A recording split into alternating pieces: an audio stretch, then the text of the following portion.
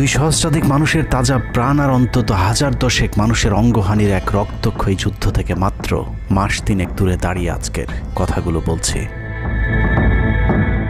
শহরের রাস্তায় এখনো শহীদ ওয়াসিমদের রক্তের ছোপ ছোপ দাগ লেগে আছে।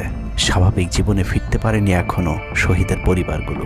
ইয়ামিনের মা হয়তো কাউকে পেলেই জানতে চাইছে আমার খোকার উপর কিসের এত রাগ ছিল ওদের।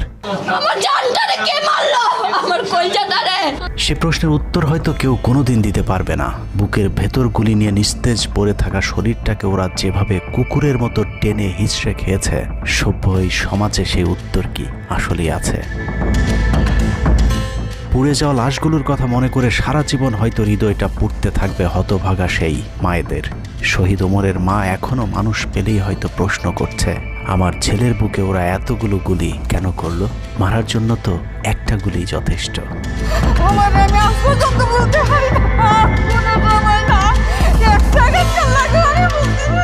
তৃষ্ণা পেলে মুগ্ধের মায়ের হয়তো কানে বেজে উঠবে, পানি লাগবে, পানি।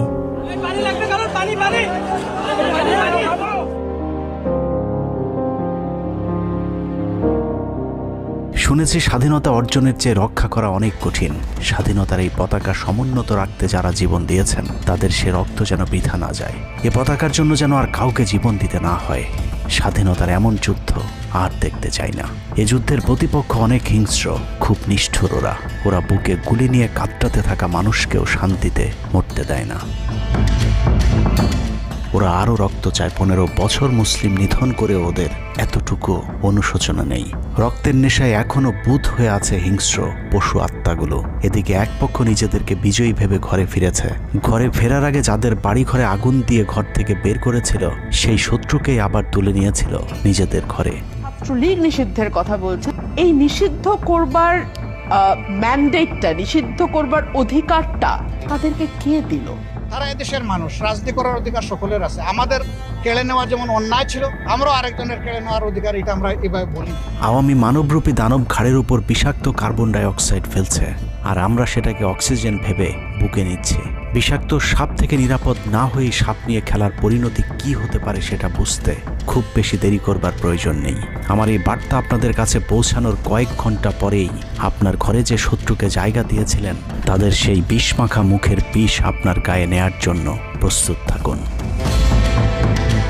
পূর্ব দিকে তাকিয়ে দেখুন, আকাশ আবারও কালো হয়ে এসেছে। খুটখুটে অন্ধকার দেখে ঝড়ের গতি যতটুকু ভাবছেন, অন্ধকারের সেই ঝড়ো বাতাস আসলে আলোর চেয়েও বেশি গতি নিয়ে ধেয়ে আসছে সবকিছু লণ্ডভণ্ড করে দিতে। প্রলয়ঙ্করী সেই ঝড়ের কবল থেকে প্রিয় মাতৃভূমিকে বাঁচাতে হলে দেশ রক্ষার পবিত্র দায়িত্ব যাদেরকে দেয়া হয়েছে, চলুন দেখে আসি তারা আসলে কতটা প্রস্তুত। জুলাইয়ের মাঝামাঝি পর্যন্ত সেনাবাহিনী ছাত্র আন্দোলন নিয়ে তেমন মাথা ঘামায়নি। ছাত্রলীগ যেদিন ঢাকা বিশ্ববিদ্যালয়ে ছাত্রীদের উপর আক্রমণ করেছিল, মূলত সেদিন থেকে সেনাবাহিনীর অভ্যন্তরীণ বিভিন্ন গ্রুপগুলোতে আলোচনা সমালোচনা শুরু হয়।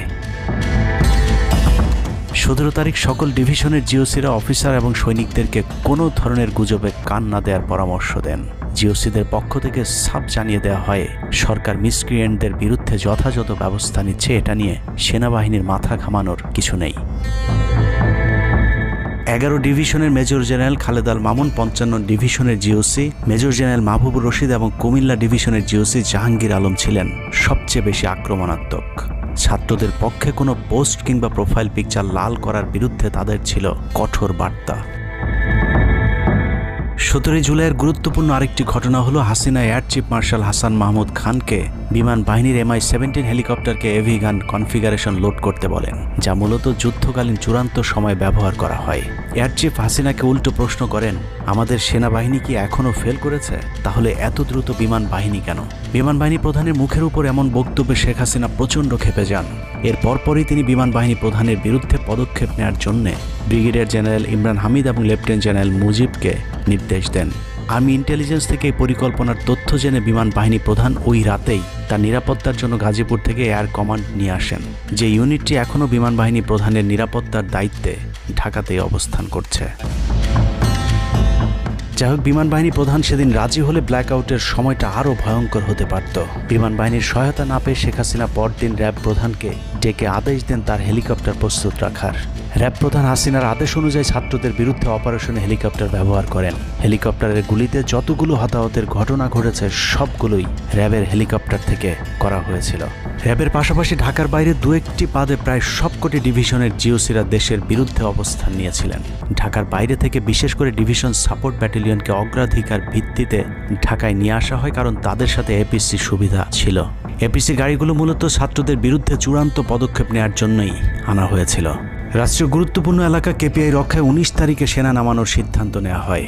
নিয়ম অনুযায়ী সেনাবাহিনীর কেপিআই রক্ষার দায়িত্ব পালন করার কথা থাকলেও বিভিন্ন জায়গায় দেখা গেছে সেনাবাহিনীর ছত্রছায়ায় পুলিশ এবং আওয়ামী লীগ ছাত্রলীগের সন্ত্রাসীরা ছাত্রদের উপর হামলা চালিয়েছে। কোথাও সরাসরি সেনাবাহিনীকেও গুলি চালাতে দেখা গেছে। এর মধ্যে ঢাকার 46 পদাতিক ডিভিশনের ইনফ্যান্ট্রি ব্রিগেডের ইউনিটগুলো ঢাকার প্রাণকেন্দ্রগুলোতে ছাত্রদের উপর সবচেয়ে বেশি দমন পীড়ন চালিয়েছে। অনুসন্ধানে 19 থেকে 23 জুলাই পর্যন্ত গণহত্যার সাথে জড়িত সেনাবাহিনীর কয়েকজন অফিসারের নাম উঠে এসেছে, যারা এখনও পর্যন্ত গুরুত্বপূর্ণ সব পদে বহাল আছেন, যা ডক্টর মোহাম্মদ ইউনূস সরকারের জন্য অত্যন্ত বিপজ্জনক। কতটা বিপজ্জনক সেটা বোঝার জন্য আন্দোলনের সময়টাতে ওই অফিসারদের ভূমিকা কী ছিল সেটা একটু দেখে আসি। আন্দোলনের সবচেয়ে বেশি রক্তক্ষেকো ছিলেন বিজিবির ডিজি মেজর জেনারেল আশরাফ। সূত্র জানিয়েছে ভারতীয় নাগরিকদের বিজিবির পোশাক পরিয়ে মাঠে নামিয়েছিলেন বিজিবির এই মহাপরিচালক। সেনাবাহিনী শেখ হাসিনাকে পদত্যাগের পরামর্শ দেওয়ার পরেও শুধু বিজিবিকে নিয়ে হত্যাকাণ্ড চালিয়ে শেখ হাসিনাকে ক্ষমতায় রাখার গ্যারান্টি দিয়েছিলেন মেজর জেনারেল আশরাফ।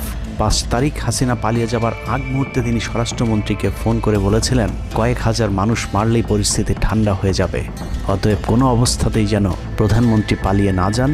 স্বরাষ্ট্রমন্ত্রীকে তিনি এমনটাই পরামর্শ দিয়েছিলেন। 5 তারিখ সকাল থেকে দুপুর পর্যন্ত ঢাকা শহরে সবচেয়ে বেশি তৎপরতা ছিল বিজেপির। ওই দিন সকাল থেকেই ঢাকার প্রবেশ পথগুলোতে চেকপোস্ট বসিয়ে তল্লাশি চালিয়েছিল মেজর জেনারেল আশরাফের বিজিবি। বিজিবির একটি সূত্র জানিয়েছে বিজিবি মহাপরিচালক প্রতিদিন সিওদের কাছ থেকে হিসেব নিতেন কে কতজন ছাত্র হত্যা করেছে। বিজিবি মহাপরিচালকের নির্দেশনায় খুনের সেই প্রতিযোগিতায় সবচেয়ে ভালো পারফর্মার ছিল কর্নেল রিদওয়ান। সূত্রের মতে ছাত্র আন্দোলনে বিজিবি অন্তত 500 শিক্ষার্থীকে গুলি করে হত্যা করেছে। বিজিবি প্রধান এবং রিদওয়ানের মতো তার অনুগত অফিসারদের জেলে থাকার কথা, কিন্তু তারা এখনও গুরুত্বপূর্ণ সব দায়িত্ব পালন করে যাচ্ছে। আর মেজর জেনারেল আশরাফ এখন পর্যন্ত বিজিবি প্রধানের চেয়ারেই বসে আছেন। 46 ডিভিশনের brigade commander brigadier general Imran 24শে জুলাই রাতে তড়িঘড়ি করে বের হচ্ছিলেন। এ সময় পাশ থেকে আরেকজন অফিসার তাকে জিজ্ঞেস করেছিলেন কোথায় যাচ্ছেন। তিনি তখন বলেছিলেন শিকারে যাচ্ছি। শিকার শেষে পরদিন নিজেদের মধ্যে কতজনকে গুলি করে মেরেছেন তা নিয়ে হাসাহাসি করেছিলেন brigade commander brigadier general Imran. Brigadier Imran 5 তারিখ যারা কুয়ের পরিকল্পনা করেছিলেন তাদের মধ্যে অন্যতম। যদিও সেনাপ্রধানের দূরদর্শিতায় তা সম্ভব হয়নি, কিন্তু অদৃশ্য কারণে তার বিরুদ্ধে এখনও পর্যন্ত কোনো ব্যবস্থা নেওয়া হয়নি। কুমিল্লার জিওসি মেজর জেনারেল জাহাঙ্গীর আলমের পাঠানো কুমিল্লার 15 বিট সাপোর্ট ব্যাটালিয়নকে বাড্ডায় ছাত্রদের দমনে নামানো হয়েছিল। আপনাদের মনে থাকবার কথা 4 তারিখ দুপুরে কুমিল্লার একটি ভিডিও সোশ্যাল মিডিয়াতে ছড়িয়ে পড়েছিল, যেখানে দেখা গিয়েছে সেনাবাহিনীর একটি এপিসি থেকে পুলিশের দিকে লক্ষ্য করে ফায়ার করা হচ্ছে। অনেকের মাঝে একটি ভুল ধারণা রয়েছে যে কুমিল্লা ক্যান্টনমেন্টের সেনাবাহিনী হয়তো ছাত্র জনতার পাশে দাঁড়িয়েছিল। মূল ঘটনা হলো 4 তারিখ দুপুর 11টার দিকে সোশ্যাল মিডিয়াতে ছড়িয়ে পড়া ওই ভিডিওটি একজন জুনিয়র অফিসারের ব্ল্যাঙ্ক ফায়ার। ওই সময় ছাত্রদেরকে দেখা যায় এপিসির পাশে উল্লাস করতে। ঘটনার পরপর কুমিল্লার কুখ্যাত সন্ত্রাসী এমপি বাহার শেখ হাসিনার মিলিটারি সেক্রেটারিকে বিষয়টি ফোন করে জানালে উক্ত এপিসি ইউনিটটিকে ক্যান্টনমেন্টে ব্যাক করান জিওসি জাহাঙ্গীর আলম। ওই ঘটনাটিকে তিনি পরবর্তীতে নিজের ক্রেডিট হিসাবে মানুষের সামনে তুলে ধরে নিজেকে আওয়ামী বিরোধী হিসেবে চালিয়ে দেওয়ার চেষ্টা করেছেন, যার ফলশ্রুতিতে তিনি ডিজিএফআই প্রধানের মতো গুরুত্বপূর্ণ একটি পদ বাগিয়ে নেন। অথচ 4 তারিখ ওই ঘটনা বাদে কুমিল্লায় সবখানে সেনাবাহিনীর পাহারায় ছাত্র জনতাকে হত্যা করেছে আওয়ামী সন্ত্রাসীরা। 5 তারিখ সেনাবাহিনীর তৎকালীন chief of general staff lieutenant general Shahinul Haque খুনিদের অন্যতম একজন। কট্টর ভারতপন্থী এই দালাল আন্দোলনের শুরু থেকে শেষ পর্যন্ত হাসিনাকে টিকিয়ে রাখার যুদ্ধ চালিয়ে গিয়েছে। হাসিনা চলে যাবার পরও সেনাবাহিনীতে কু করার চেষ্টা করেছেন শাহিনুল হক। অথচ সেনাপ্রধান মধুর শাস্তি হিসেবে তাকে সিজিএস থেকে সরিয়ে এনডিসির কমান্ডেন্টের মতো গুরুত্বপূর্ণ পদে বসিয়েছেন। এছাড়া সম্প্রতি আওয়ামী ঘেঁষায় এই কর্মকর্তাকে 15 বছর ধরে যেসব সেনাবাহিনীর কর্মকর্তারা প্রমোশন বঞ্চিত ছিলেন তাদের প্রমোশনের লক্ষ্যে গঠিত কমিটির প্রধান করা হয়েছে তাকে, যে কারণে বঞ্চিত অফিসারেরা শঙ্কায় আছেন ন্যায্য অধিকার ফিরে পাবার। নবম ডিভিশনকে মনে করা হয় ঢাকার সেফগার্ড। এই পদে প্রধানমন্ত্রীর সবচেয়ে বিশ্বস্ত অফিসারকে বসানো হয় সব সময়।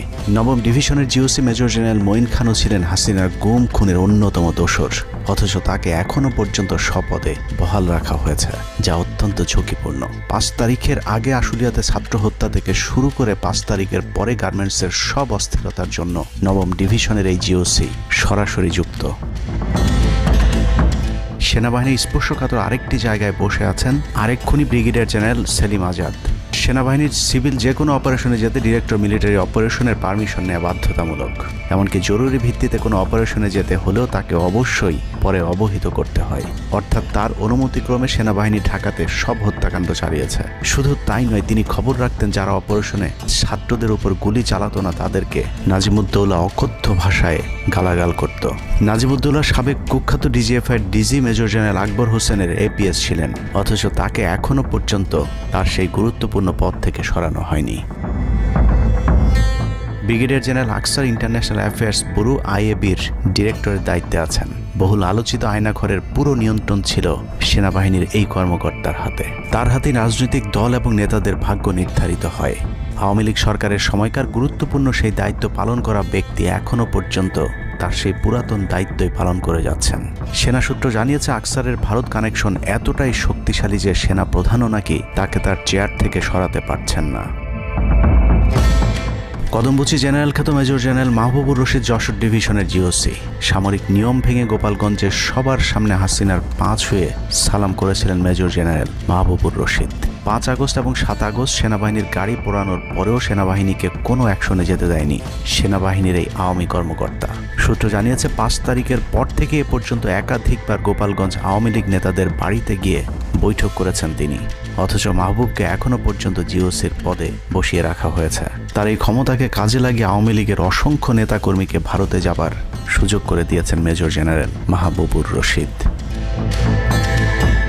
Colonel Asad Khulna DGFI dead commander, সেখানে বসে তিনি রয়ের সব পরিকল্পনা বাস্তবায়ন করে যাচ্ছে।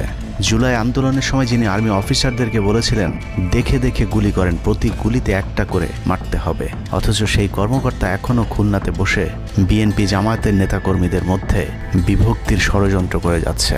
খুলনা অঞ্চল দিয়ে তার সহায়তায় শেখ পরিবারের সবচেয়ে বেশি সংখ্যক সদস্য ভারতে পালিয়েছে। বগুড়া ডিভিশনের GOC major general Khaled Al Mamun এখনও জিওসি পদে আছেন। বগুড়া থেকে আসা 11 ডিভিশনের 7 ইস্ট বেঙ্গল এনে ঢাকার প্রবেশ পথ নিয়ন্ত্রণের জন্য গাজীপুরে রেখেছিলেন তিনি। উত্তরা গাজীপুর এলাকায় সংঘটিত হত্যাকাণ্ডের বেশিরভাগই জড়িত ছিল বগুড়ার 7 ইস্ট বেঙ্গল। রহস্যজনক কারণে 7 ইস্ট বেঙ্গলকে এখনও পর্যন্ত বগুড়ায় ফেরত না পাঠিয়ে ঢাকাতেই রাখা হয়েছে। মেজর জেনারেল ফেরদৌস হাসান সেলিম, যার মা ছিলেন হাসিনার অত্যন্ত ঘনিষ্ঠ বান্ধবী। ফেরদৌস সেলিম শেখ হাসিনাকে ফুপু বলে ডাকতেন। 27তম বিএমএ লং কোর্সের এই অফিসারের পাসিং আউটে শেখ হাসিনা নিজে উপস্থিত ছিলেন, যদিও হাসিনা তখন বিরোধী দলীয় নেত্রী ছিলেন।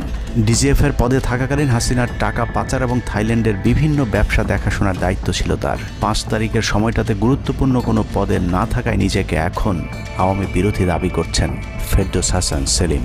ভয়ঙ্কর বিষয় হচ্ছে ডক্টর মোহাম্মদ ইউনূসকে ভুল বুঝিয়ে ইউনূসের মিলিটারি সেক্রেটারির পদে বসে সব কুটচাল চলে যাচ্ছেন major general Ferdous Hasan. Guarantee দিয়ে বলে রাখলাম, সুযোগ পেলে সবার আগে ডক্টর মোহাম্মদ ইউনূসের মিলিটারি সেক্রেটারি নিজেই ইউনূসের গলা চেপে ধরবে। অতএব যত দ্রুত সম্ভব ডক্টর মোহাম্মদ ইউনূসের মিলিটারি সেক্রেটারির পদ থেকে তাকে সরাতে হবে। শেখ হাসিনার গণভবন ঠেকাতে সবচেয়ে বেশি শক্ত বলয় তৈরি করা হয়েছিল। অনুসন্ধানে জানা যায় শেখ হাসিনাকে রক্ষা করতে গণভবনের আশপাশে সেনাবাহিনীর অন্তত 13টি অস্থায়ী চেকপোস্ট বসানো হয়েছিল, যেখানে east Bengal regiment, field regiment artillery, Bangladesh infantry regiment, infantry brigade headquarter সহ সেনাবাহিনীর বেশ কয়েকটি চেকপোস্ট বসানো হয়েছিল শুধুমাত্র শেখ হাসিনাকে রক্ষা করার জন্য। সেনাবাহিনীর এসব আর্মি অফিসারদের সম্মিলিত অপারেশনে ছাত্রদের উপর চালানো হয়েছে নির্মম নৃশংস হত্যাযজ্ঞ। কিন্তু এই হত্যাকাণ্ডই সেনাবাহিনীর ভেতরে থাকা দেশপ্রেমিক অফিসারদের বিবেকের দরজা খুলে দিয়েছিল।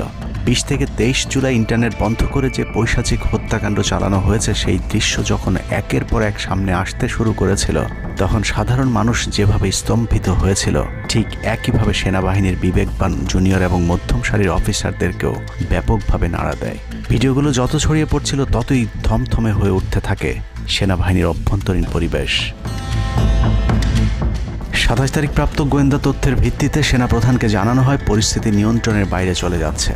কোনো অবস্থাতেই প্রধানমন্ত্রীকে ক্ষমতায় রেখে পরিস্থিতি নিয়ন্ত্রণ করা সম্ভব নয়। গোয়েন্দা ওই রিপোর্টে আরও জানানো হয় সেনাবাহিনীর ভেতরে বিদ্রোহের আশঙ্কা দেখা দিয়েছে। বিশেষ করে মধ্যম সারি এবং জুনিয়র অফিসারদের ভেতর ব্যাপক অসন্তোষ লক্ষ্য করা যায়। একই রিপোর্ট প্রধানমন্ত্রীর অফিসকেও অবহিত করা হয়। সেই রিপোর্টের পরেও কঠোর অবস্থানে যাবার সিদ্ধান্ত নেওয়া হয় সরকারের পক্ষ থেকে। এদিকে গোয়েন্দা রিপোর্টের প্রেক্ষিতে সেনা ইউনিটের মধ্যম সারি জুনিয়র অফিসার এবং সৈনিকদের উপর কঠিন সামরিক গোয়েন্দা নজরদারি চলতে থাকে, যে কারণে প্রচণ্ড ক্ষোভ থাকলেও কোনো ধরনের পূর্ব প্রস্তুতি ও পারস্পরিক যোগাযোগ না থাকায় সেনাবাহিনীর দেশপ্রেমিক অফিসার ও সৈনিকেরা কিংকর্তব্য বিমূঢ় হয়ে পড়েন। 27-28 দুই দিন এভাবেই টান উত্তেজনার মধ্য দিয়ে কেটেছে। 29শে জুলাই শেখ হাসিনাকে পরিস্থিতি সম্পর্কে ধারণা দিতে সেনাপ্রধান সারা দেশের অফিসারদেরকে নিয়ে সেনা সদরের হেলমেটে একটি ভিডিও টেলিকনফারেন্সে দরবার গ্রহণ করেন। সেই কনফারেন্স অপারেটরের অসাবধানতাবশত স্ক্রিনে হঠাৎ করে ক্যামেরা টার্ন অফ করা HPM নামে একটি বক্স ভেসে উঠেছিল। এরপরে উপস্থিত অফিসারেরা হাসিনার উপস্থিতির বিষয়টি বুঝে ফেলেন। অনেকের ধারণা শেখ হাসিনা উপস্থিত আছেন এটা বোঝাতেই HPM বক্সটি সবাইকে দেখানো হয়েছিল, যেন কেউ কোনো ধরনের অভিযোগ করতে না পারেন। কিন্তু সবাইকে অবাক করে বেশ কয়েকজন অফিসার তাদের ক্ষোভের কথা জানান। এর মাঝে রাজশাহী CMH এর একজন মেজর র্যাঙ্কের নারী চিকিৎসক 19 থেকে 23 তারিখ পর্যন্ত চলা ছাত্র হত্যার বিভীষিকাময় বর্ণনা তুলে ধরে আবেগী এক বক্তব্য দেন। সূত্র জানিয়েছে এ সময় সেনাবাহিনীর কয়েকজনকে কাঁদতে দেখা গেছে। একদিকে সেনাবাহিনীর উচ্চপদস্থ অফিসারদের মারমুখী অবস্থান, অন্যদিকে বেশিরভাগ জুনিয়রদের নিষ্ক্রিয়তার মধ্য দিয়ে সেনাবাহিনীতে স্পষ্ট দুটি ভাগ লক্ষ্য করা যায়। এরই মধ্যে সেনাবাহিনীর কাছে প্রাপ্ত গোয়েন্দা তথ্য অনুযায়ী যে কোনো সময় সেনাবাহিনীতে বিদ্রোহ দেখা দিতে পারে। বিশেষ করে লেফটেন্যান্ট কর্নেল থেকে নিচের অফিসারদের ভেতর ব্যাপক ক্ষোভের বিষয়টি গোয়েন্দা প্রতিবেদনে জানানো হয়। সেই প্রেক্ষিতে 3 তারিখ শর্ট নোটিসে আরেকটি টেলিকনফারেন্স কল করা হয়। মূলত ওই রিপোর্টের প্রেক্ষিতেই হাসিনার বিশ্বস্ত ওয়াকার হাসিনা থেকে মুখ ফিরিয়ে নেন, কারণ হাসিনাকে বাঁচাতে গিয়ে তিনি নিজের জীবন বিপদে ফেলতে চাননি। 3 তারিখ কনফারেন্সের শুরুতেই সবাইকে ঠান্ডা রাখতে একটি মোনাজাত করা হয়েছিল। যে মোনাজাতে গুরুত্বপূর্ণ একটি দোয়া ছিল রাব্বানা লা তাজআলনা মাআল কওমিজ জালিমিন, অর্থাৎ হে আল্লাহ আমাদেরকে জালিম সম্প্রদায়ের অন্তর্ভুক্ত করবেন না। এ সময় পুরো দরবার রুমে পিন পতন নীরবতা লক্ষ্য করা গেছে। মূলত ওই মোনাজাতের মধ্য দিয়ে ফয়সালা হয়ে যায় সেনাবাহিনী কাদের পক্ষে দাঁড়াবে। সেনা সূত্র থেকে পাঠানো এসব তথ্যে উঠে এসেছে সেনাবাহিনী কোন কোন এলাকায় ছাত্র জনতার উপর গুলি চালিয়েছিল এবং কতটা পরিকল্পিতভাবে মানুষ হত্যার ছক কষা হয়েছিল। 4 তারিখও সেনাবাহিনীর ভূমিকা ছিল অত্যন্ত অস্পষ্ট। কিছু জায়গায় সেনাবাহিনী ছাত্রদের পক্ষে, আবার কিছু জায়গায় ছাত্রদের উপর গুলিও চালিয়েছে। 4 আগস্ট সবার প্রথম 24 ডিভিশন চট্টগ্রামের GOC lieutenant general Mainur Rahman তার বাহিনীকে ছাত্রদের পাশে দাঁড়ানোর নির্দেশ দেন। 5 তারিখ সকাল পর্যন্ত আর্মির ভূমিকা ছিল অত্যন্ত সন্দেহজনক। সকাল 10টা পর্যন্ত আর্মি কড়াকড়িভাবেই দায়িত্ব নিয়েছিলেন। বিশেষ করে গণভবনের আশপাশে 12টা পর্যন্ত ছাত্রদেরকে ভয় দেখাতে কয়েক রাউন্ড লাইভ অ্যামুনেশন ফায়ার করা হয়।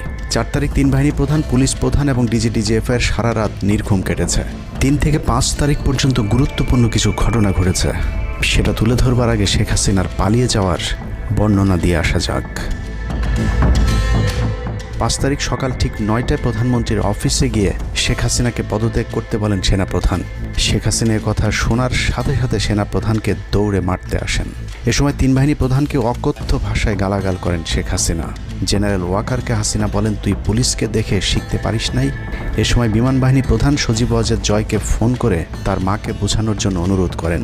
সজীব ওয়াজেদ জয় এটি জানার পর উল্টো আর্মি চিফকে তুই তুকারি করে হুমকি দিতে থাকেন, তোর কোন বাবা তোকে চিফ বানাইছে, তোর বউ ছেলে মেয়ে কে কোথায় আছে সব কিছু দেখে নেওয়া হবে। রাগান্বিত হয়ে এরপরে সজীব ওয়াজেদ জয় লাইভে গিয়ে আবল তাবল বকতে থাকেন। ঠিক আছে, শেখ হাসিনার পর আপনাদের কি হবে সেটা আমারও চিন্তার বিষয় না, আমার পরিবারের আর চিন্তার বিষয় না, আপনারা বুঝবেন। এরই মধ্যে 9:30 বেজে যায়। শেখ হাসিনাকে কোনোভাবে রাজি করাতে না পেরে সেনাপ্রধান হাসিনাকে 2টি বিকল্প দেন, পদত্যাগ অথবা গ্রেফতার। ওদিকে মিরপুরে বসানো সেনাবাহিনীর চেকপোস্টগুলো খুলে দেওয়া হলে বিনা বাধায় গণজোয়ার ঢুকে পড়তে থাকে।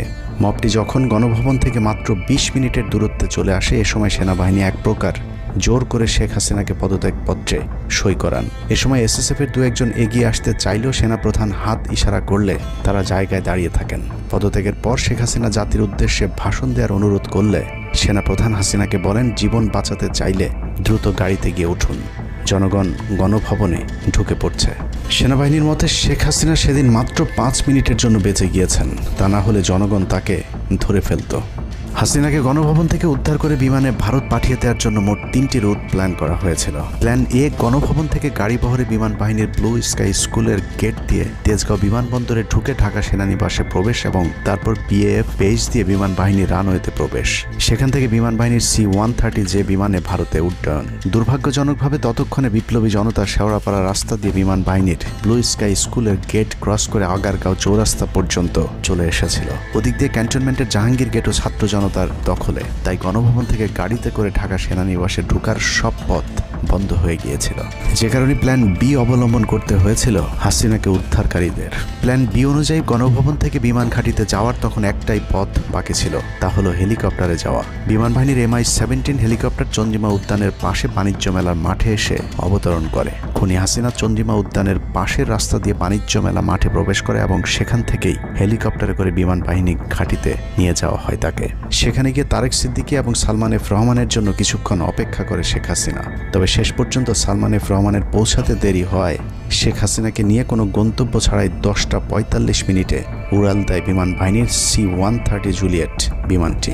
সাধারণত বিমানের রুট ব্যবহারে কোড ব্যবহার করতে হলেও সেটা করেনি। রাডার ফাঁকি দিতে জীবনের ঝুঁকি নিয়ে এই পদ্ধতি অবলম্বন করা হয়েছিল। ফুল ফুয়েল লোড করা হয়, ভারতে যদি জায়গা না হয় তাহলে যেন মধ্যপ্রাচ্যের কোনো দেশ পর্যন্ত চলে যাওয়া যায়। মোট 9 জন পাইলটকে নিয়ে বিমানে ওঠানোর পর কোনো ধরনের নির্দেশনা বা ম্যাপ প্ল্যানিং ছাড়াই পাইলটদেরকে বলা হয় টেক অফ করতে। বিমানটি প্রথমে যশোরের উপর দিয়ে কলকাতায় পৌঁছালে সেনাপ্রধান জাতির উদ্দেশ্যে ভাষণের ঘোষণা দেন, কিন্তু কলকাতায় ল্যান্ডিংয়ের পারমিশন না দিলে সেখান থেকে শেখ হাসিনাকে বহন করা বিমানটি চলে যায় আগরতলায়। আগরতলায় পারমিশন না পেয়ে আবারও দিল্লির দিকে উড়াল দেয়। সেখান থেকে দিল্লি গেলে সেখানেও রিফিউজ করা হয়। দিল্লি বিমানবন্দরে নামতে না দিলে অনিশ্চয়তা দেখা দেয় শেখ হাসিনাকে বহন করা বিমানটির ভারতে অবতরণ নিয়ে। বিমানের একজন পাইলটের বরাত দিয়ে জানা যায়, এভাবে উদ্দেশ্যহীনভাবে দীর্ঘক্ষণ ঘুরতে থাকার পর জরুরি অবতরণের সিদ্ধান্ত নেওয়া হয়। তবে জরুরি অবতরণের ঠিক আগ মুহূর্তে দিল্লির গাজিয়াবাদ এয়ারবেজে নামার অনুমতি পায় C-130 জুলিয়েট, যেখানে অজিত ধওয়াল তাকে রিসিভ করেন। অবতরণে জটিলতার কারণেই 5 তারিখ সেনাপ্রধান জাতির উদ্দেশ্যে ভাষণ দিতে বারবার দেরি করছিলেন, কারণ তিনি নিশ্চিত হতে চাচ্ছিলেন শেখ হাসিনা ভারতে অবতরণ করেছেন। তারপরই বাংলাদেশের মানুষ মুক্তি পায় এক ফেরাউনের হাত থেকে। হাসিনা পালিয়ে যাওয়ার সেই খবর পৃথিবীর সবাই জানে, কিন্তু 3 থেকে 5 তারিখ পর্যন্ত ক্যান্টনমেন্টে কিছু ঘটনা ঘটেছে যেই ঘটনা এখনও আমাদের কাছে অজানা। 3 তারিখ সেনাপ্রধানের ওই ভার্চুয়াল মিটিংয়ের পর মোটামুটি নিশ্চিত হয়ে যায় শেখ হাসিনা অধ্যায় বাংলাদেশে শেষ। শুরু হয় ভারতের প্ল্যান বি বাস্তবায়নের প্রক্রিয়া। 3 তারিখ রাতে আসিফ নজরুলের সাথে ডিজিএফআই কার্যালয়ের পাশের একটি ভবনে আসিফ নজরুলের ঘনিষ্ঠ বন্ধু major general Hamid, lieutenant general Mujib এবং মেজর জেনারেল ফেরদৌস সেলিমের একটি গোপন বৈঠক হয়, যেখানে ভারতীয় গোয়েন্দা সংস্থার 16 জন কর্মকর্তা উপস্থিত ছিলেন। মূলত 5 তারিখ শেখ হাসিনা পদত্যাগ করার পর করণীয় নির্ধারণ করতেই ওই বৈঠক অনুষ্ঠিত হয়। দীর্ঘ বৈঠক শেষে মোট 3টি বিকল্প নির্ধারণ করা হয়। প্রথমটি জরুরি অবস্থা জারি করে সেনাবাহিনীর হাতে ক্ষমতা দেয়া, দ্বিতীয়টি আসিফ নজরুলকে প্রধান উপদেষ্টা করে একটি অন্তর্বর্তীকালীন সরকার গঠন। অন্তর্বর্তীকালীন সরকারের ভেতরে যেন ভারতীয় বলয়ের লোকজন বেশি সংখ্যায় রাখা যায় সেটা নিশ্চিত করার ব্যাপারেও আলোচনা হয় বৈঠকে, এবং সেটা নিশ্চিত করতে আসিফ নজরুলের পেছনে সেনাবাহিনীর ওই অংশটির সর্বোচ্চ সাপোর্ট থাকারও নিশ্চয়তা দেওয়া হয়। মূলত আসিফ নজরুলকে সামনে রেখে সেনাবাহিনীর মাধ্যমেই দেশ চালানোর পরিকল্পনা করা হয়েছিল 3 তারিখের ওই গোপন বৈঠকে। 4 তারিখ 3 বাহিনী প্রধানের মধ্যে দফায় দফায় বৈঠক চলেছে। সেই বৈঠক থেকে সিদ্ধান্ত হয় 5 তারিখ সকাল 9টার মধ্যে শেখ হাসিনাকে চূড়ান্তভাবে পদত্যাগের বিষয়টি জানিয়ে দেওয়া হবে। এর পরপরই আসিফ নজরুলকে আবারও ক্যান্টনমেন্টে ডেকে আনা হয় এবং শেখ হাসিনার পদত্যাগের পর আওয়ামী নেতা কর্মীদেরকে যতটা সম্ভব নিরাপত্তা দেয়া, বেসরকারি বিভিন্ন প্রতিষ্ঠানগুলোতে যতটা সম্ভব আগের কর্মকর্তাদেরকে রেখে দেয়া এবং বিটিআর হত্যাকাণ্ড নিয়ে কোনো ধরনের পদক্ষেপ না নেওয়ার সহ বেশ কিছু করণীয় ঠিক করে দেওয়া হয়।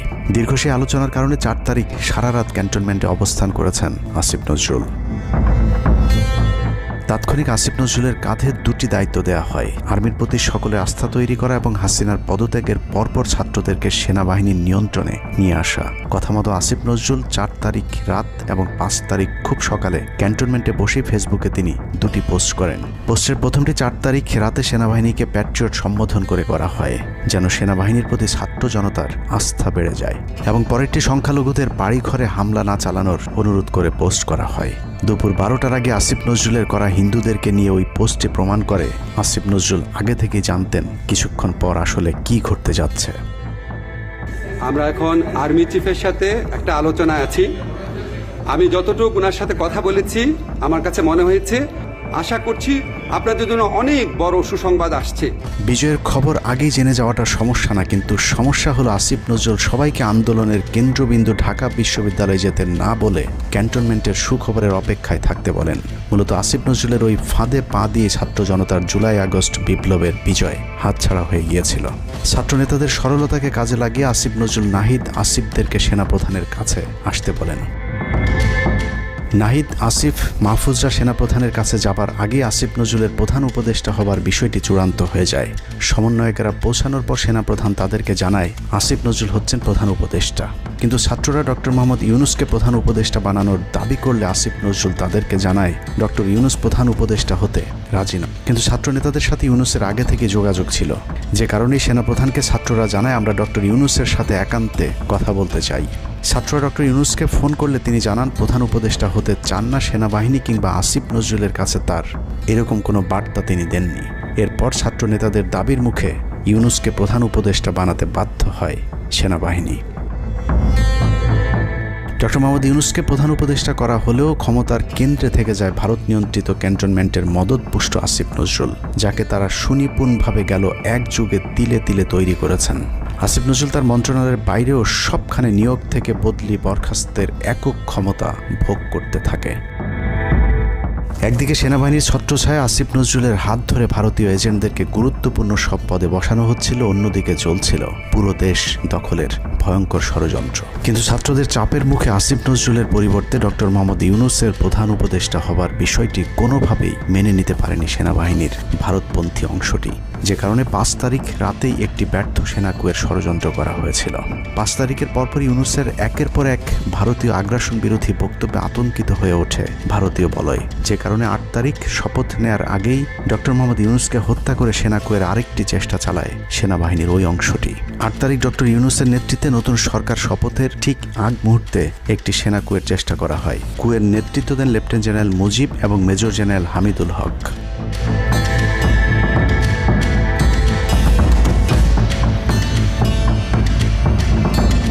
কিন্তু পশ্চিমা একটি গোয়েন্দা সংস্থা বিষয়টি দ্রুত সেনাপ্রধানকে জানালে জেনারেল ওয়াকার তাদের পরিকল্পনা ভণ্ডুল করে দেয়। সেনাপ্রধান তাৎক্ষণিকভাবে লেফটেন্যান্ট জেনারেল শামীমকে পিএসও এএফটি থেকে সিজিএস হিসেবে নিয়োগ দেন এবং মুজিবকে কিউএমজি থেকে আটডগে বদলি করেন, যদিও 8 তারিখ রাত থেকেই মুজিব পলাতক রয়েছেন।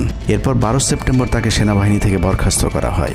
একই দিনে লেফটেন্যান্ট জেনারেল হামিদুলকে স্বেচ্ছায় অবসরে পাঠানো হয়। এনডিসি থেকে মেজর জেনারেল সাইফুলকে মিনিস্ট্রি অফ ফরেন অ্যাফেয়ার্স এবং চিফ অফ জেনারেল স্টাফ শাহিনকে এনডিসিতে পাঠানো হয়।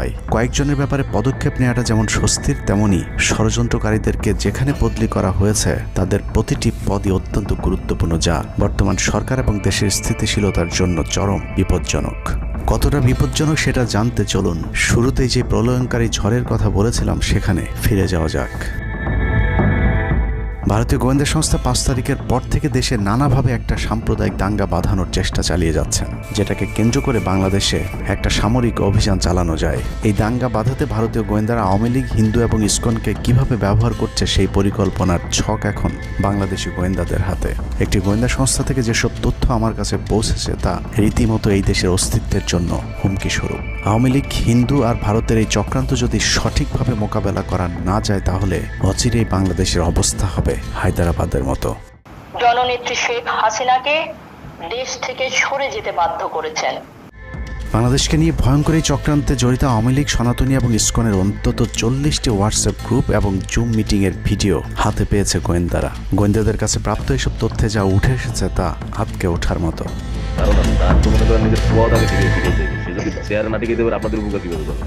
সেনাপ্রধান জামাত হলে এতদিন আওয়ামী লীগ বাইসে ফেলা দিত, ঠিক আছে? এটা তো আমাদেরও আওয়ামী লীগেরও একটা গেম হতে পারে, বলা যায় জামাত শিবিরের উপরে সব চাপা দিতে পারে, এটাও হতে পারে। এসব গ্রুপগুলোতে রীতিমতো বাংলাদেশের বিরুদ্ধে যুদ্ধের প্রস্তুতি চলছে। গ্রুপে তাদের সাথে সাবেক আওয়ামী লীগ সরকারের শীর্ষস্থানীয় নেতা থেকে বর্তমান সেনাবাহিনীতে চাকরিরত জেনারেল পর্যন্ত মাঝে মধ্যেই নাকি যোগ দিচ্ছেন। নানক ভাই থেকে শুরু করে আমাদের সুজিত দা, তারপর আরো অনেক টপ লেভেলের যারা মন্ত্রী, মিনিস্টার, প্রতিমন্ত্রী, তারপরে ইভেন কামাল ভাই।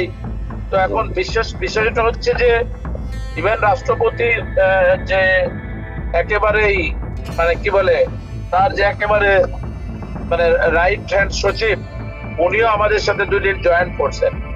তো এখন ওনারা আসলে ভালো হইতো, যারা যারা আসেন আসলে ভালো হইতো। অনেক আমাদের এখানে প্রায় 12 থেকে 13 জন আপনার এমপি এসে কথা বলেছেন, যেটা আপনারা জানেন না, ঠিক আছে? বাংলাদেশে একেবারে টপ লেভেল সামরিক বাহিনীর 4 থেকে 5 জন জেনারেল লেভেলের লোকজন ওনারা এসে এখানে বসে থেকে আমাদের লাইভ শুনে গেছেন। আমাদের প্রধানমন্ত্রী উনি নিচে এসে বসে থেকে গেছেন। গ্রুপের সবচেয়ে ভয়ঙ্কর তথ্য পাওয়া গেছে ভুয়া মুক্তিযোদ্ধা জেডাই খান পান্নার মেসেজ থেকে। আওয়ামী এই আইনজীবী শহীদ সাইফুল ইসলাম আলিফের হত্যাকাণ্ড নিয়ে চাঞ্চল্যকর তথ্য দিয়েছে জেডাই খান পান্না। একটি চ্যাটিংয়ে তিনি লিখেছেন, দাড়িওয়ালা উকিল বেশি হয়ে গিয়েছে, আরও 2-1টারে খেয়ে দেওয়া আদালতে আমরা আছি, এখন অল্প কদিন জেলে থাকলেও 30 তারিখের পরে পুরস্কার পাবা। আরেকটি মেসেজে তিনি লিখেছেন, সুযোগ হাতছাড়া হয়েছে তোমাদের কারণে, কালকে সব হয়ে যেত। পরিকল্পনা ছিল কুপিয়ে মারার পর হিন্দুদের বাড়িতে হামলা হলে ভারত থেকে ট্রুপ চলে আসবে। ওরা যেহেতু হামলা করেনি, তোমাদেরই উচিত ছিল নিজেরা নিজেদের বাড়িঘরে আগুন দেওয়া। পেছনের ঘটনা বাদ দিয়ে 30 তারিখের পরিকল্পনায় মনোযোগী হও সবাই। শহীদ আলিফ হত্যাকাণ্ড নিয়ে আরেকজন লিখেছেন, কালকে আদালতে একটা লাশ পড়বে, হিন্দু ভাইদের পাশে আমাদের সবাইকে থাকতে হবে, ব্রিগেড মেজরের কমান্ড মেনে চলতে হবে। 30 তারিখের কর্মসূচি নিয়ে গ্রুপটিতে সশস্ত্র যুদ্ধের মাধ্যমে দেশ দখলের ভয়ঙ্কর সব আলোচনা করার ভিডিও হাতে এসেছে আমাদের। তারা বাঙালির অস্ত্রগুলি আছে, এই অস্ত্রগুলি কোথায় আছে আমার কাছে অলরেডি খবর এসেছে। আমি নিউজ দিচ্ছি গোয়েন্দাদের মাধ্যমে, তারা বলেছে 5000-এর বেশি তারা অস্ত্র আছে, M60 রাইফেল, সাইবার রাইফেল আছে, 47 রাইফেল আছে, তাদের কাছে অত্যাধুনিক হটগান আছে। আলোচকদের একজন বলছিলেন, সাবেক এবং বর্তমান পুলিশের সমন্বয়ে 1700 অস্ত্রধারী গ্যারিলা প্রস্তুত করা হয়েছে 30 নভেম্বরের জন্য। আমরা ইতিমধ্যে কথা বলেছি, পুলিশ পার্টির কথা বলছি, পুলিশের অনেক কর্মকর্তা অতিরিক্ত আইন থেকে শুরু করে পুলিশ পার্টিরা এসে এসেছেন, ওনারা আমার সাথে কথা বলে আমাদের যোগাযোগ রক্ষা করছে। ঢাকা শহরকে কিভাবে ব্লক করা হবে সেই পরিকল্পনাও করা হচ্ছে এসব জুম মিটিংগুলোতে। আমাদের কাজে হলো আব্দুল্লাহপুর, আব্দুল্লাহপুর, আশুলিয়া, টঙ্গী আছে, আমরা উত্তরা ওইটা একটা ব্লক দিবেন, তাহলে আমরা খুব সহজে আমাদের কাজ সফলতা হবে। সশস্ত্র যুদ্ধের জন্য পুরো দেশকে মোট 10টি বিভাগে বিভক্ত করা হয়েছে, যেখানে একজন করে ব্রিগেড মেজর নিয়োগ দেওয়া হয়েছে, যাদের সবাই দেশেই অবস্থান করছেন। এর মধ্যে গ্রুপে প্রাপ্ত জেডাই খান পান্নার নম্বরটিতে মেসেজ পাঠানো হলে মুহূর্তেই সাড়া দেন তিনি। কল করতেই গড় গড় করে সবকিছু স্বীকার করেন। জেডাই খান পান্না, জি আমি তাই। 30 তারিখ 50 থেকে 80% পুলিশ, আনসার, এমনকি সচিবালয়ের আমলারাও তাদের পক্ষে মাঠে নামবে বলে স্বীকার করেন গেরিলা আক্রমণের পরিকল্পনাকারী জেডাই খান পান্না। আপনারা কি কোনো গেরিলা ইনভেশন হামলা করা যাবে? ঢাকার স্টুডেন্টরা যদি এখনো সাপোর্টার্স অর্গানাইজ হইতে নামে, এই অ্যাডমিনিস্ট্রেশনের 50% না 80% লোক নামে আসবে, পার্টিকুলারলি পুলিশ, আনসার এবং সেক্রেটারিয়েট থেকে। পালিয়ে যাওয়ার আগে এই ভিডিও প্রচারের সাথে সাথে রাষ্ট্রদ্রোহিতার অভিযোগে তাকে গ্রেফতার করতে হবে, তাহলে চক্রান্তকারীদের আরও পরিকল্পনার তথ্য পাওয়া যেতে পারে। ভবিষ্যতে এ ধরনের ষড়যন্ত্র বন্ধ করতে গ্রুপে থাকা সকলের মোবাইল নম্বর এবং চেহারা দেখে শনাক্তের পর দ্রুত গ্রেফতার করতে হবে। সূত্র জানিয়েছে, ডিজিএফআই প্রধানের প্রত্যক্ষ তত্ত্বাবধানে চলছে এসব দেশবিরোধী তৎপরতা। আর্মিকে ম্যাজিস্ট্রেসি পাওয়ার দেয়া হলেও তাদেরকে ক্ষমতা প্রয়োগ করতে দেওয়া হচ্ছে না, যে কারণে আওয়ামী লীগ নেতারা বেশিরভাগ এখনও দেশে থাকলেও তাদেরকে ধরা হচ্ছে না। অতএব সেনাবাহিনীর উচ্চপদস্থ হাসিনাপন্থী অফিসারদেরকে দ্রুত সেনাবাহিনী থেকে সরাতে হবে। 5 তারিখ সেনাপ্রধান যে ভূমিকা রেখেছেন তার জন্য তিনি অবশ্যই প্রশংসার দাবিদার, কিন্তু সেনাপ্রধানকে প্রমাণ করতে হবে তিনি আসলেই নায়ক নাকি খলনায়ক। 5 তারিখের পরেও সেনাবাহিনীর গুরুত্বপূর্ণ পদগুলোতে রদবদল না করা এবং গুম খুনের সাথে জড়িত অফিসারদের বিরুদ্ধে কোনো ব্যবস্থা না নেওয়া সহ বিডিআর হত্যাকাণ্ডের বিষয়ে দৃশ্যমান কোনো পদক্ষেপ না নেওয়া খুবই সন্দেহজনক। সূত্র জানিয়েছে, সেনাপ্রধানের স্ত্রীর সাথে প্রতিনিয়ত শেখ হাসিনার যোগাযোগ রয়েছে। অতএব সেনাপ্রধানকে দ্রুত তার অবস্থান পরিষ্কার করে সেনাবাহিনীর গুরুত্বপূর্ণ পদগুলোতে নতুন করে নিয়োগ দিতে হবে। সেনাবাহিনীর জুনিয়র এবং মধ্যম সারির অফিসার এবং সৈনিকদের সবসময় দেশের স্বার্থে যুদ্ধের জন্য প্রস্তুত থাকতে হবে। মনে রাখতে হবে, সেনাবাহিনী আমাদের আস্থার প্রতীক। সিনিয়র অফিসারদের দেশবিরোধী আদেশ এলে সৈনিকদেরকে নিয়ে তাদেরকে প্রতিহত করতে হবে।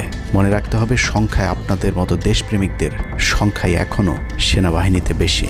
দেশের যে কোনো প্রয়োজনে সেনাবাহিনী যদি জনগণকে ডাক দেয়, তাহলে এ দেশের প্রতিটি মানুষ জীবন দেওয়ার জন্য প্রস্তুত রয়েছে। ডক্টর মোহাম্মদ ইউনূসের পাশে থাকা ভারতীয় গুপ্তচর আসিফ নজরুল, মিলিটারি সেক্রেটারি ফেরদৌস হাসান সেলিম এবং প্রেস সেক্রেটারি শফিকুল আলমকে দ্রুত সরাতে হবে। প্রধান উপদেষ্টার সাথে ছাত্র নেতাদের সাক্ষাতের পথ সহজ করতে হবে। আসিফ নজরুলরা অসৎ উদ্দেশ্যে মাহফুজ আলমকে তার পাশ থেকে সরিয়েছে। অতএব যত দ্রুত সম্ভব মাহফুজ আলমকে আবারও বিশেষ সহকারীর পদে ফিরিয়ে আনতে হবে। গুরুত্বপূর্ণ যে কোনো সিদ্ধান্তের ক্ষেত্রে নাহিদ এবং আসিফদের মতামত প্রধান উপদেষ্টাকে গুরুত্বের সাথে নিতে হবে। জেডাই খান পান্নাদের ষড়যন্ত্র এবার সফল না হলেও এই ষড়যন্ত্র চলতেই থাকবে। বাংলাদেশের প্রতিটি মানুষকে চোখ কান খোলা রাখতে হবে, মনে রাখতে হবে শত্রু আপনাদের ঘরের কোণেই। ভারত যদি বাংলাদেশে আক্রমণ করে, তাহলে সবার আগে আওয়ামী লীগ আর শ্রীকৃষ্ণের ভক্তরাই আপনার গলায় ছুরি ধরবে। অতএব শত্রুরা যেন আবারও বাংলাদেশের স্বাধীনতাকে ভারতের কাছে বিক্রি করতে না পারে, সেদিকে সবাইকে লক্ষ্য রাখতে হবে। আল্লাহ হাফেজ।